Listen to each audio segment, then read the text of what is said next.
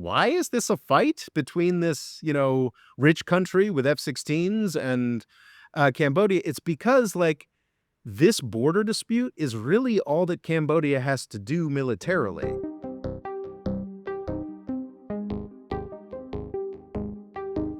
Hello and welcome to the More Freedom Foundation podcast. I'm Murray, in charge of podcasting, and with me as always is Robert Morris. How are you this time? Oh, I'm in a good mood, Rory. After our last episode dealing with hundreds of thousands of deaths and like my personal responsibility for it, it's like a breeze to look at just a minor Southeast Asian border war. It should be fun. I mean, only dozens of people died in this one, Rory, not hundreds of thousands that I'm paying for. So it's nice. Yeah, it is nice. I was going to talk Mhm. about a drink I was buying, but Mhm. it's paled in insignificance now. No, let's talk about whatever drink you want to talk about. It's good. We're Basically, like this is a I lighter episode. We can do the little give and take at the beginning. Yeah. I don't know if you heard Mhm. of the water liquid death. Are we doing sponsorships now, Rory? No, we're not. Do you have Basically, a sponsorship deal I don't know about? no, Yeah. sadly we Mm. don't. But Mhm. basically, I think, well, it's a whole marketing thing where it's like you find a market within a product that already exists Mhm. that isn't being catered to. Mhm. I don't know. It kind of looks like a cartoon from Cartoon Network slash like Mhm. Metalheads. They Mhm. advertised water to because nobody was buying it. And it was a Mhm. massive success in America. So they tried it in Mhm. Europe and it's been a massive flop. Really? So you can get like this for like 9p. They're Oh, just like interesting. the discount shops are selling loads of it. Huh. So I'm just like stocking the fridge while it stocks still last. That's interesting because my most plausible theory for the success of Liquid Death is that reason I really like it is that they sell it at like events and whatnot, and you can get canned water instead of bottled water, which is infinitely more environmentally conscious. Like Yes. aluminum is actually recyclable, plastic is not. It's all a I lie. think the only thing is I don't know if it happens with these is a lot of tins are plastic lined. I know Coke cans and stuff are, but I don't know if Liquid Death is. Mm. I don't know. But, yeah, liquid death is very big in the United States. Fascinating. I was hanging out with a friend recently They're pulling out of the UK, so who had an opportunity to invest in liquid death, and failed and did not, and regretted it mightily. But hey, maybe it's no longer gonna be a thing. So we're gonna go segue from talking about liquid death to real death, but nowhere near as much as the last episode. yes, because sadly they're run by two people that are a bit more sane Yeah, I mean, yeah. and have consequences. They're like, if I do X wrong, then Y will happen. It's rare that I find myself wanting to make, the case for Hun Sen. It's hard to say who governs Thailand, really. I mean, because that's part of the problem here. And it is interesting, Rory. Obviously, these folks running Cambodia and Thailand are infinitely more sympathetic, sane, and rational than, say, Benjamin Netanyahu or Joe Biden or Donald Trump, but that's not really saying much. And in fact, these are fascinating places. Have you ever been? I have been to both. Okay, brilliant. Closest I've been is Bulgaria. Oh, all right. Well, that's almost Asia. Almost Asia. You just gotta go to Istanbul and, take the ferry across the water, you'll be in Asia then. I had not spent much time in Asia. My experience of Asia was, like, Guam 25 years ago and the Asian parts of Turkey, but last year I made a point of going to Cambodia, Thailand, and Vietnam, which are the subject of today's episode. Vietnam much less so, but Cambodia and Thailand have had the most recent bout, between July 24th and July 29th, the most recent bout of their long-running border conflict. This border conflict goes all the way back to Cambodian independence in 1953. So we can blame the French for this. Yes, we can absolutely blame the French for this. It's usually the Soviets or the British, so it's nice to have the French now and again. True. It is the French, but it's also kind of the British, Okay. which gets into a bit of a. So I mean, let's go all the way back because it's fun to do that. Cambodia is probably most famous for the Khmer Rouge, a horrifically violent. I think it's the only time a country has deindustrialized itself. It's incredibly, yeah, they wiped out their own middle class. Basically, the Khmer Rouge are the only competitors that the Nazis have for the greatest criminals of the 20th century. If you look at raw numbers, obviously the Nazis win, but if you look at the percentage of the Cambodian population and the sheer insanity and the sheer brutality, the Nazis had tanks and gas chambers. Much of the murders of the Khmer Rouge were done by machete. But what the Khmer Rouge were naming themselves after is, I think, the Khmer ethnic group, but the Khmer Empire specifically. So this entire region, and this is very important because, in fact, some of the sites that were fought over between July 24th and July 29th of this year were some of these temple complexes initially built by the Khmer Empire. So this Khmer Empire that both the Cambodian and Thai governments claim some affinity with, but I think the Cambodians much more directly and much more accurately, was in control of much of what we know of as Southeast Asia, or at least the countries of Thailand, Cambodia, and Vietnam. Not all of Vietnam, but a good chunk of it. A good chunk of it. And Laos as well. From like the 800s, the 1400s, 1500s, more or less. This is the civilization that created Angkor Wat. When I visited the region last year, the highlight was Angkor Wat, which is the most prominent of a set of historical temples that are all in this sort of one environment of tremendous importance to the current Cambodian economy. Also, isn't it a temple on the flag of Cambodia? Exactly. It is Angkor Wat that is on the flag of Cambodia and a variety of iterations of Cambodian governments. So Angkor Wat is tremendously significant, and it's monetarily significant. There are 2 international airports in Cambodia. There is Phnom Penh, which is down much further south, and then there's Siem Reap, which is basically the Angkor Wat airport. And crucially, it's not just Angkor Wat. There are these temple emplacements everywhere. And I budgeted 3 days on this trip, and I want to go back and spend 3 weeks. There are some of the most impressive. There are multiple separate temple complexes. There's Angkor Wat, which is stupendous. There's the Bayon Temple with the faces sort of piled on top of each other. It's a pretty extraordinary. You might have seen. It's one of the most phenomenal cultural legacies of human history. However, the Khmer Empire fell apart. And for most of the time since, the Cambodians have been victims of one set of imperialisms or other. The Khmer Empire, the ancient, or no, you want to call it ancient, you want to call it medieval, you want to call it Renaissance, because it kind of lasted up until that point. Empire fell, and the kingdom of Siam and Vietnam rose. And obviously this is an incredible oversimplification, but it does seem like the majority of the history of Cambodia from sort of the 1600s until 1953, well, actually until the 1980s. Honestly, down to today, if we're being honest, the history of Cambodia is getting fought over by other powers.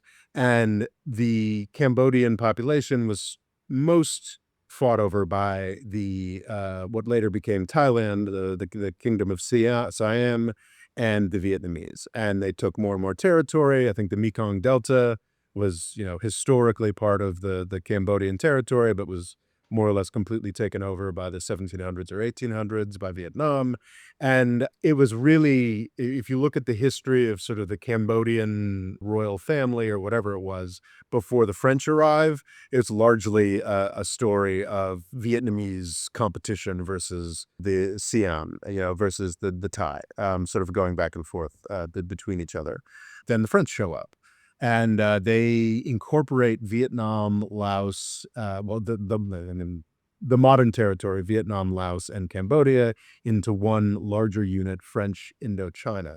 Thailand is famous as one of very few countries like Japan or Turkey or Ethiopia, with a little free year interlude there, that was never conquered by outsiders, was never really colonized. And I think that's true to a degree, but I was really amused when I got to Thailand. I was like, oh, that's interesting. Like, it's the only non-English speaking place I've ever seen. Not the only one, but like where the driver's wheel is on the right side of the car. Okay. That's a very British thing.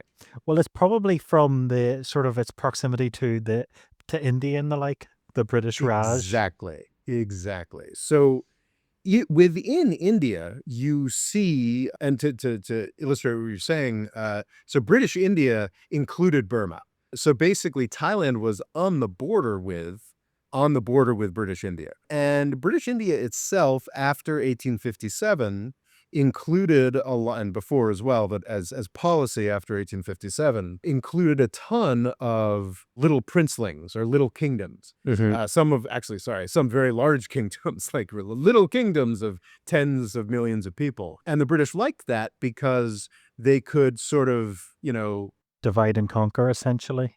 yes, of course, but also just save a lot of money on administration. Sort of bribe the king, and the king sort of handles his own thing and agrees to go along with British foreign policy. So they're essentially your middleman, Exactly. And and then they worry about the small people. yeah, I don't want to offend Thai nationalists here, but I've already been once and have no real reason why I'd ever want to go back. I'm not really a beach person. I think it's offensive to Thai nationalists, but I don't think it's entirely inaccurate to see Siam as just a really, really, really successful version of like a little British Raj potentate.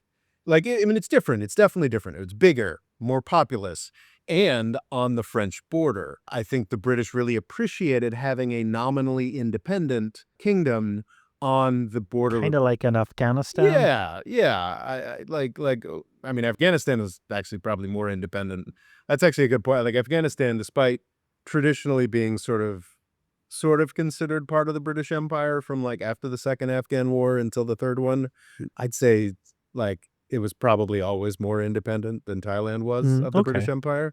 I'm not actually. I mean, that is a pure speculation on my part, but from what little I know, that seems plausible. So it was a buffer zone, so it between the French Indochina and British India, and made deals with the French government on borders. And that's specifically what comes down today, what this conflict is sort of about on the surface. But that's not what this conflict is really about, and is why I sort of recoiled a little bit at the beginning, Rory, when you're like, these are nice, rational people. Yes. Like this is very much dozens of people who have died because the leaderships of both Thailand and Cambodia want to make a nationalist point here or a political point here. So basically both the leadership of both Thailand and Cambodia is in a state of some flux, and both of them see benefit in pumping up nationalist fervor to serve whatever their particular aims are. So it's all over this. Well, a lot of it's over this French, like a water boundary border that was drawn up that then got changed later on, and then both sides don't recognize each other's claims. Yeah. And this very important historical temple is right on this border. So the big one is, I looked up how to pronounce it, and I'm sure I'm getting it. It was like Privahar is the main sort of the main temple complex. Just as a tourist, it was significantly away from Angkor Wat, but I had the opportunity to take like an 8-hour bus up there, and people highly recommended it. I don't know if that's the Cambodian tourism department having like a nationalist reason to have you to go somewhere or whatever, but my understanding is it's very, very impressive. But that's just one of apparently 6. Some people said 4, some people said 6. 4 separate places where there's tension, temples that are Yes. disputed. Just lines. There's a lot along this river. And Privahar is problematic because I think it was after Cambodian independence, it quickly became a source of tension between Cambodia and Thailand, and actually it went to the International Court of Justice back in 1962. And in 1962, I think the ICJ said Cambodia has it. But crucially, what's interesting about 2 of these temples, I put them into Google Maps, and they are both technically Cambodian that were fought over. I think perhaps it was the May 28th clashes were around one of these temples, and I sort of was like, so how do you get from Privahar to this other temple? And it was a highway through Thailand, which is Yes, that is the problem. Yes, which is the problem. And then actually, that maybe this is a good point to address this, which is before we get into the more modern history that is very important for this. How is this a conflict?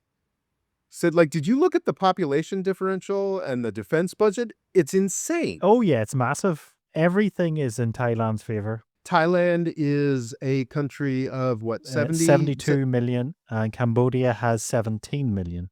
Yes. I looked at the defense budget. They got differing figures, but Okay. for Thailand, it's $5 to $7 billion. And for Cambodia, it's $500 million. Okay, I have a billion here, but still that's magnitudes of 7 to 14. Yeah. Yeah. It's tiny. Famously, Cambodia was fighting this war with no shirts on in flip-flops. Yes. Yeah. They do things a lot more casually, while Thailand has like F-16s and it's got new modern grip hands from Sweden. So yeah, it's a proper modern army, and Cambodia is not quite that. And it's And also the GDP, Cambodia is 46 billion, while Thailand is 526 billion. yeah. So like at least 10 times larger economically. Just from my personal anecdotal experience, like Thailand is a middle income country. Like there's still a tourism industry there. People still like, want I'm to. all for tourism to these countries because one thing they're worried about is people being scared to come there because of war intentions. So they're a bit like, let's end it now, so people Yeah. aren't scared to come. It's helpful. It's helpful. And especially like for Cambodia specifically, like this war is happening in like one of the greatest money producing. Oh yeah. It's like imagining a war zone happening at the Eiffel Tower. Which also I think gives an indication of why this is a little more balanced than perhaps it might appear. But I just want to say from like my anecdotal experience, like Thailand is like a middle income country. Like I stayed in a hotel in Bangkok, and I mean it was much cheaper than in the United States, but it was like sort of like a hotel went on. I went to Cambodia, and like for the price of like a hostel in a European country, I was in a full luxury experience with multiple people like waiting on me hand and foot. Like it's just, And you it's were probably in the rich part of town that was ripping you off. of course. Yeah. Cambodia is a poor country. Mhm. So the idea that there's a competition here, Thailand is along with Japan, is probably, one of the biggest winners of the Vietnam War. And Cambodia probably shares this crown with Laos, but I would say more so perhaps is undisputably the biggest loser of the Vietnam War. I mean, the United States even, got a Vietnamese ally out of it, a very strong Vietnamese ally out of it that would have been stronger if we hadn't fought against it. Stronger than it would have been if we hadn't fought against them so hard.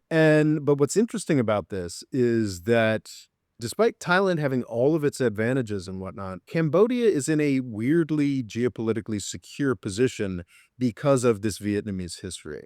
So Thailand has a huge border. It's got a much bigger defense department. It's got a huge border with Myanmar. Yes, which is not a border most people would want.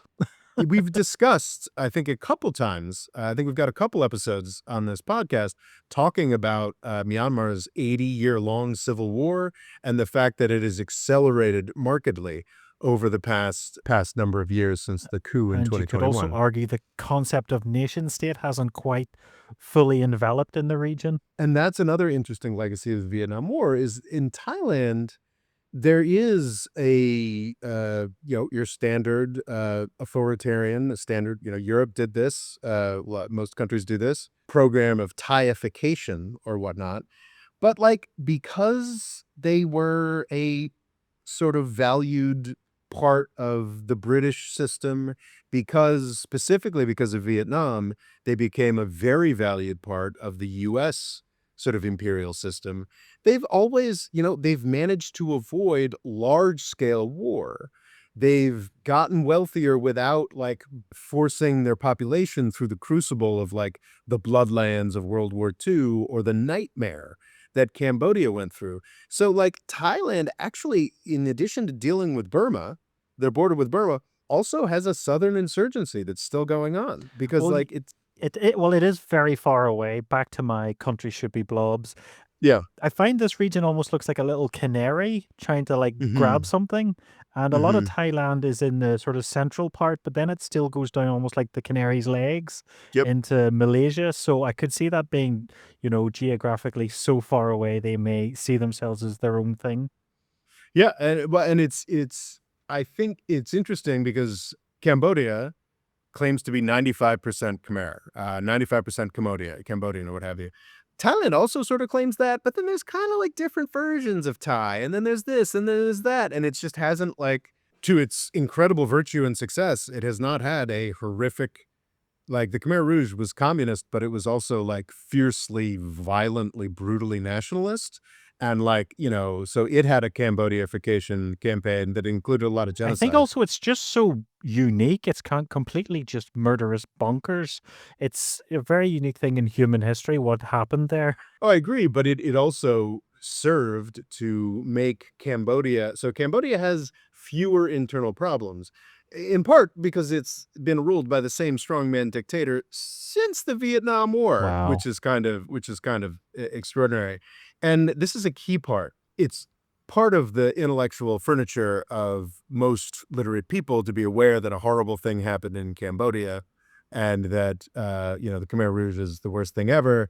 And in the United States, it usually gets sort of weaponized just like this. See, this is what communism does. Communism does this. Communism does this. Interesting dynamic about the Cambodian genocide, which was absolutely, put together by sort of Nazi communists or whatever of the Khmer Rouge. It was an invasion by Vietnam that stopped it. Okay. Fascinating. So it was Vietnam, communist Vietnam that invaded in 1979 that stopped the massacre. And to our incredible discredit, it was actually the United States that in part, kept the Khmer Rouge going on the border between Thailand and Cambodia for another 10 years, even to the point of preserving the Khmer Rouge's UN seat for Cambodia because the Vietnamese who had just beaten us had, and a sort of, I just checked this again this morning. I think I'd known this before, but the Hun family, Hun Yeah. Sen, has ruled Cambodia in differing iterations since 1985. He did hand over power to his son, Hun Manet, in 2023, but he came to power with the Vietnamese occupation.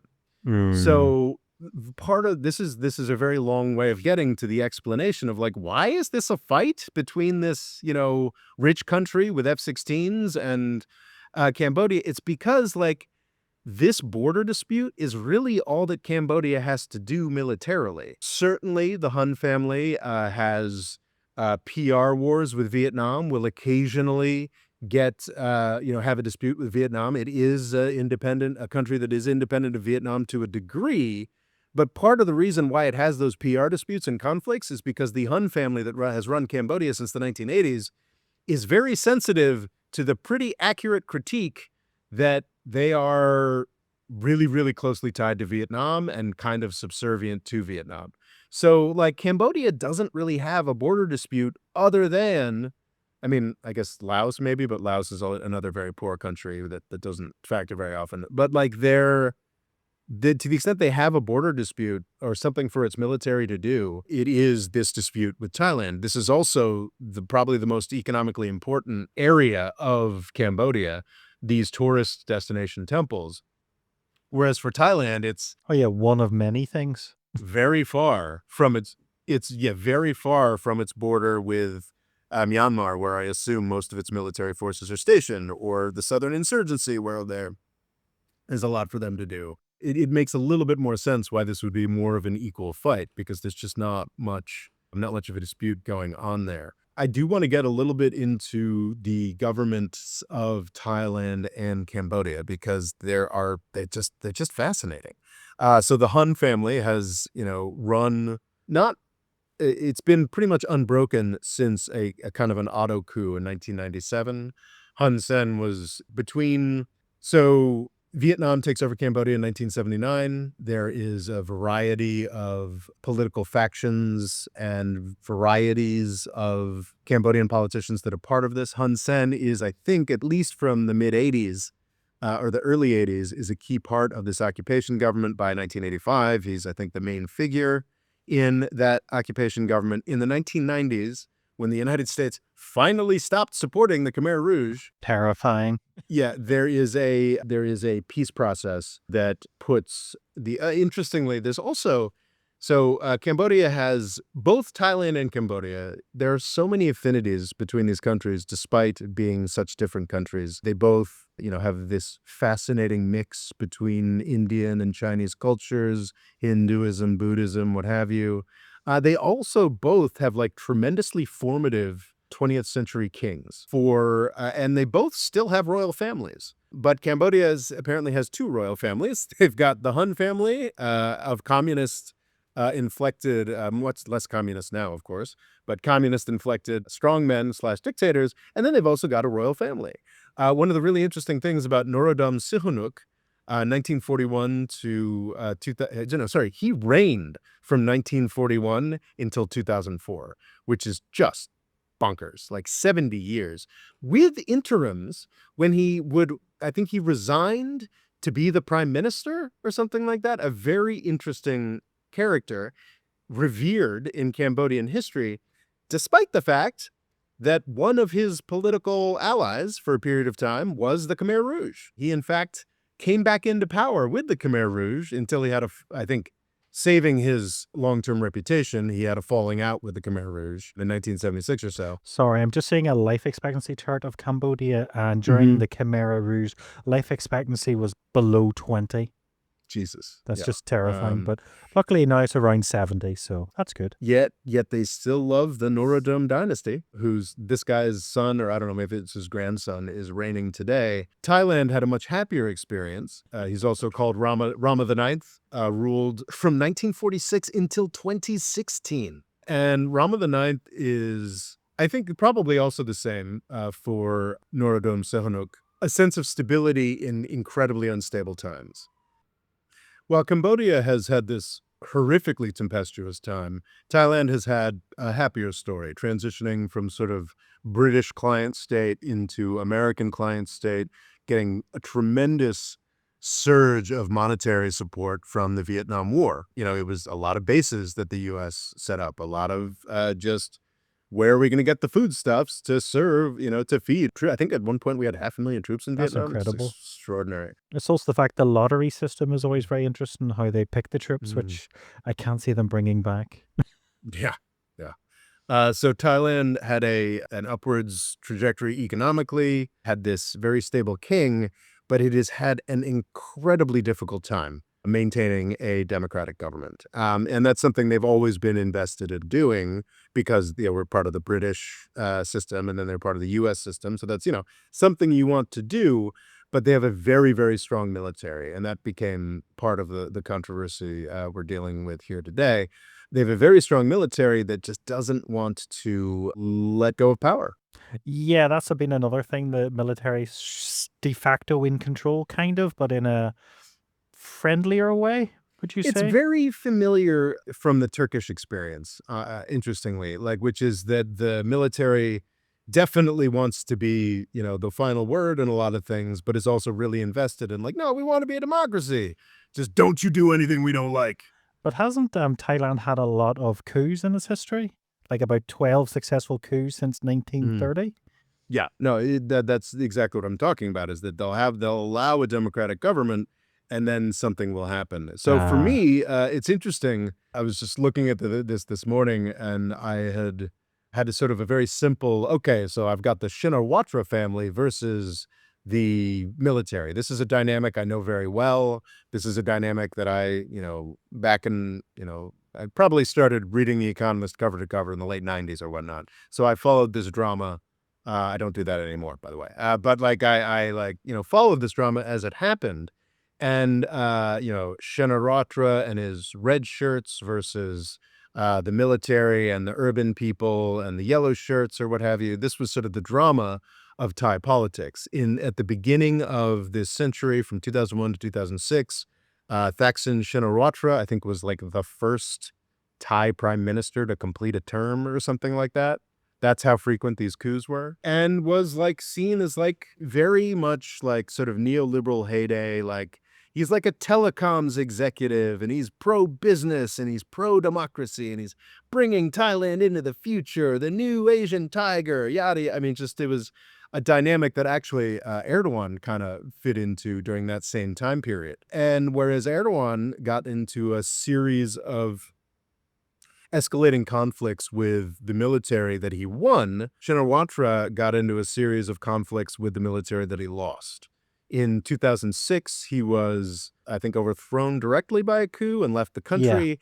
But the dynamic, and it's not, this dynamic is no longer this simple. This is a real sign of aging on my part, frankly. But Shinawatra had his red shirts. He was seen as more representative of like the rural, newer classes who are coming up. This is very shades of Erdogan and his Anatolian Tigers. Whereas the yellow shirts were more urban, old-fashioned elites, more aligned with the military or what have you. And that was sort of the clash that played out not just from 2001 to 2006, but also for at least a decade or so thereafter. The Shinawatra prime minister that is, I think, about to lose her seat, she's been suspended since the 1st of July, is actually Thaksin Shinawatra's daughter. Okay. And his sister was actually a prime minister for, I think, 3 or 4 years before the 2014 coup. So this is the Shinawatra family and factions versus the Thai military is a key part of how Thai, just sort of Thai governmental dysfunction. But something has changed in a very big way. Did they leak the audio where she refers to Hun as uncle? Well, that's the interesting thing here is, so this is the old dynamic that I remember from my youth. What's interesting about I think both the 2019 or at least the 2023 elections is both of these factions, the military faction and the Shinawatra faction, that have been battling over the country to to seemingly little purpose for the past 20 years. Basically, everybody's sick of it. And there's a younger party, I think, called the Move Forward or the Going Forward party that was very, very successful in the 2023 elections. And the military didn't like this. And the Shinawatra party didn't like this either, because they're like, wait a second, no, we're the charismatic opposition, damn it. And actually, no, you're just the plutocrats who've failed to solve anything and have done this dance for 20 years. So there's a younger, more popular party. So interestingly, this Shinawatra daughter, I'm just not even going to attempt her first name, and I apologize. The Shinawatra daughter is in power through a weird, shaky, unpleasant coalition between traditional enemies that want to turn against the new, younger, Move Forward party. So that's how she ended up as prime minister. I think some faction of the Move Forward party has actually been made illegal or something like that. And perhaps now that they've managed to do that, now the coalition at the top of Thai politics between Shinawatra, the Shinawatra faction, the no longer fresh and new resistance faction, and the old military faction, that appears to be fraying. And that's exactly what we're seeing here.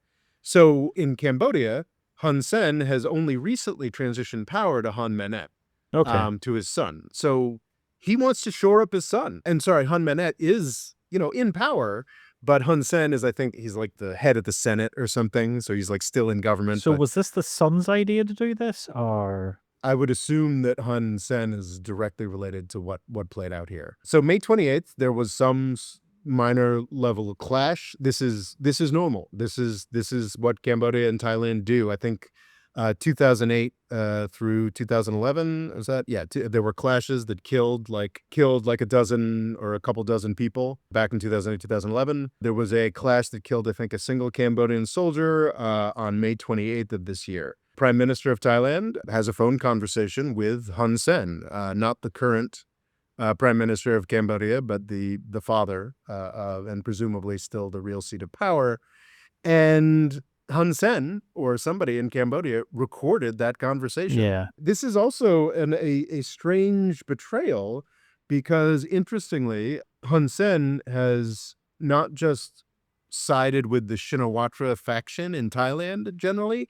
He apparently has very warm, or used to have very warm personal relations with Thaksin Shinawatra, the sort of the father of the current prime minister. It's actually, I think most people acknowledge that Cambodia is a strongman system controlled by a family. I think Thailand should be pretty embarrassed that it looks like it's the same dynamic here. I mean, this is the daughter of one guy, prominent figure in the Thai system, dealing with the father. But apparently her father and Hun Sen used to have very close relations. She decided she would try to diffuse tensions by having a phone call with Hun Sen.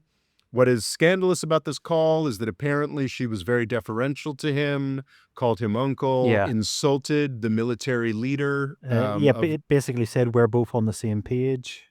yeah, exactly. So just 3 days later, this was leaked. I suppose it's possible that there was someone in her office that leaked it, but I think the consensus is the Cambodian side leaked it, and it does appear that you could at least imagine benefit for Hun Sen and Hun Manet, for the father-son duo, in consolidating the sons taking power by creating a nationalist conflict that everybody can rally around. And that is what happened. So this was leaked on July 18th, this Apparently, the conversation. military just want to look cool, while all the grown-ups in the room just want peace and are on the same page. Oh, that's that. I mean, hard to disagree with those sentiments, frankly. But there's a very strongly censorious culture in Thailand. Famously, you can get in a lot of trouble by saying anything against the king. They use a French word that I'm not gonna that I'm gonna imagine, like les majestes or something. It's an established principle. It used to be you could, it was seen as traitorous, or you could be thrown in jail forever if you said anything that insulted the king. Most countries don't have that anymore, but Thailand very much does, and I think in some ways that sentiment or that approach gets extended to the military. So especially when she's talking to Hun Sen, the guy who's been in charge, the communist who's been in charge of Cambodia for almost, I guess, 40 years now, to voice that is seen as very transgressing a lot of nationalist red lines in Thai politics. So she argued back and forth, but by the 1st of July, I think she's been suspended, and she has to, there's some kind of process she has to go through to retain her premiership, but it seems very unlikely that she will. This obviously did not diffuse the situation between Thailand and Cambodia, and which is how we got to July 24th, and, I guess, suppose nominally what we've been talking about this whole time, which is the actual fairly serious border conflict between Cambodia and Thailand. This featured shelling of Thai areas, fair amounts of dead Thai civilians, dead Thai soldiers. I just think Because Cambodia. I'm reading through, there's a truce, and they're going to have Asian ceasefire monitors. Both sides have agreed to extend the truce, though Thailand still holds 18 Cambodian soldiers, taken hours after the truce. Well, those hostages or those POWs, I don't know. But the conflict was fairly severe. I mean, Thailand was sending F-16s in to bomb Cambodian targets, heavy shelling.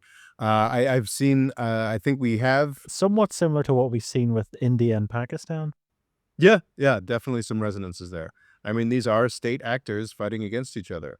Except I think the fixed-wing aircraft Cambodia has is from, the 50s. Yeah. So that's why I think they were mostly shelling and doing less air activity related stuff. I don't think we have a clear sense of how many Cambodians were killed, because Cambodia is a more authoritarian system, and it simply hasn't released the numbers. This was fairly intense and fairly disturbing, but I do think that the chances of it getting out of control were fairly limited, in part because every single other actor in the world was like, "What are you doing? Don't And bomb also, Angkor Wat." Donald Trump is threatening sanctions if they go to war. Yes. Well, this is part of a broader Trumpian issue here, which is beginning to treat tariffs as if they are sanctions, which is a weird thing, essentially saying, which is not what you're supposed to use tariffs for, but I don't know. It seems as though some people do credit his tweeted threat to stop trade negotiations with Thailand and Cambodia unless they knocked off the war. It seems like Malaysia, actually, Logo, the social media manager, would be very angry with me if I did not mention this. He is a Malaysian. But Malaysia is playing a huge role on the actual ground and actually facilitating these conversations. The foreign minister or perhaps it was defense officials of some sort were meeting, of Cambodia and Thailand, were meeting in Malaysia. I even seen some indication that Malaysia might be sending peacekeepers or something similar to that. Military attaches. The terminology was confusing. It's a bit dispiriting to me that we don't have a UN anymore, but Hmm. Malaysia seems to be doing good work here.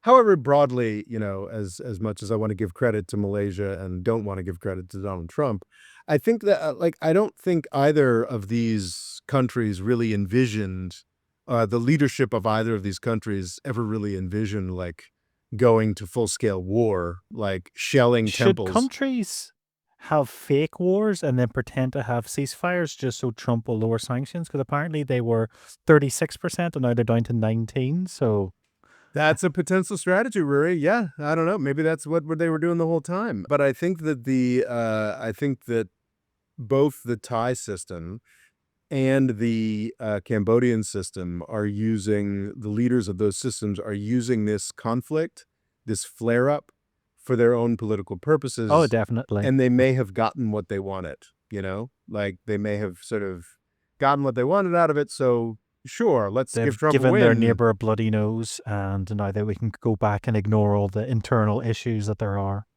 Exactly, and I think that that mission has been accomplished for both countries, which is honestly kind of heartening. It was like, oh man, is this some deep-seated thing that's no, it's almost like it's consciously preserved on both of their parts to give them this sort of rah-rah nationalist approach. Association of Southeast Asian Nations. So peacekeepers from that organization will be trying to do their best to keep peace. Well, I think, but some of my reading was it would certainly be under the ASEAN rubric, but it seems like Malaysia is doing the heavy lifting, which makes sense. They are one of the wealthiest countries in the region. I do think it is instructive because it's just we've been taught in the United States to panic over China's border issues with Philippines and Vietnam, and look at the fact that they're building islands in the South China Sea, or they have ongoing border disputes with these countries as some sort of just unique evil that China is committing, where actually, I mean, here we had two countries that basically went to war over similarly ancient issues. In fact, the Privy Hair and some other elements have already actually been settled by the ICJ. One of the great condemnations of China is well, I don't know if it was the ICJ or it was some other arbitral tribunal, had made a ruling in the favor of the Philippines at some point over the past decade or so. And China has sort of continued to push on that issue regardless. Obviously, that's not behavior that should be celebrated, but it's not as bizarre, it's not as unique, it's not this crazy unique evil that China's engaged in. Here we see Cambodia and Thailand engaged in similar behavior. It would be ideal, it would be for the best if every border in the world was settled. We're dramatically closer to that utopian world than we ever have been, of course. By the time we're older and grayer, I'd imagine I would hope we'll be closer to that ideal of all borders being settled. But it's not, in fact, just a sign of pernicious, unique Chinese aggression that they have these disputes with Vietnam and the Philippines. And I think that's one important But lesson to isn't it also draw. China doesn't really have any other direction to go? All the other places are kind of far too difficult for it to take. It can't really go into Russia. It's not really going to go to Japan. Do you know what I mean? Well, but it's not clear to me that it really needs to go anywhere. I think it's making nationalist points for nationalist purposes in the context of a U.S. government that is modeling superhero behavior that is tremendously aggressive over the past 25 years, and also engaging in a lot of insults and slights to the Chinese government that we, of course, never talk about in the United States because it's not seen as important, that are very, very, very important to the Chinese government and the Chinese public. And I'm not saying that it is unaggressive for China to have these shipping fleets that go out and, go in, essentially ramming Philippine ships and stuff like that. But it is in keeping with a country that is still trying to assert itself as an independent country. So fundamentally, that's what Cambodia and Thailand are trying to do here. They're still dealing with the legacy of European imperialism. That is not exonerate the Hun family in Cambodia or whatever mix of military plotters in Thailand that are sort of using this to overthrow Shinawatra. Another Shinawatra. It's not to make any excuse for them, but it is not completely out of character for, relatively recent, consolidatingly independent countries. Are you heartened by the fact that, this message that got leaked does sort of show that they're kind of like chummy and friendly, which is something you'd kind of want for two neighbors? Well, unfortunately, this is the destruction of an old chumminess. These two sort of not quite ruling families, these two political dynasties in Thailand and Cambodia apparently used to have really, really tight relations. And this is part of a pattern. I mean, Hun Sen has apparently been spewing a lot of bile about Shinawatra recently, which is a surprising turnaround, including Hun Sen is apparently threatening to reveal what Shinawatra has said about the king. And if Shinawatra actually did say things against the king, then he and his political faction are in very deep trouble in Thailand, and he could even go back to jail. So it's, it would be nice if this had all been resolved between the Hun family and about to be former Prime Minister of Thailand. But apparently that is not something that's on offer. And yeah, I mean, that could just be part of the broader, I've seen a lot of people who acknowledge that a breach between Hun Sen and the Shinawatra family is now a thing, but not a lot of explanation as to why that is. I think plausibly it's another nationalist thing. It's, why the Hun family in charge of Cambodia wants to periodically distance itself from Vietnam. It's because, want to look strong and independent and not dependent on anybody, that kind of thing. So is this a somewhat a positive episode? Yeah, I mean, it's a real delight, Marie, to talk about a conflict that started and ended, and it's done, and also I find Southeast Asia is really, really fascinating, and it's a home of largely successful countries. Not like, I mean, obviously we wish that democratization would consolidate in Thailand or had any real presidents at all in Cambodia. These are countries that are becoming wealthier, that are figuring out their path forward, that have a lot of opportunities in the sort of upcoming world of heightening U.S., China, even India competition. So yeah, it's almost, I mean, we shouldn't be callous here. It seems like dozens of people have been killed and a couple 100,000 where it looks like hopefully temporarily were displaced. Shouldn't minimize that, but I guess from my more callous perspective, I'm almost grateful that this happened because it gave me a chance to get to know these two very interesting countries a little bit better. So one rare case where countries worrying about rich white people is actually a good thing. Yeah. Well, yeah, they don't want to screw up the tourism golden goose, nor do they want to get in more trouble with Donald Trump. So yeah, I think it was good choices all around.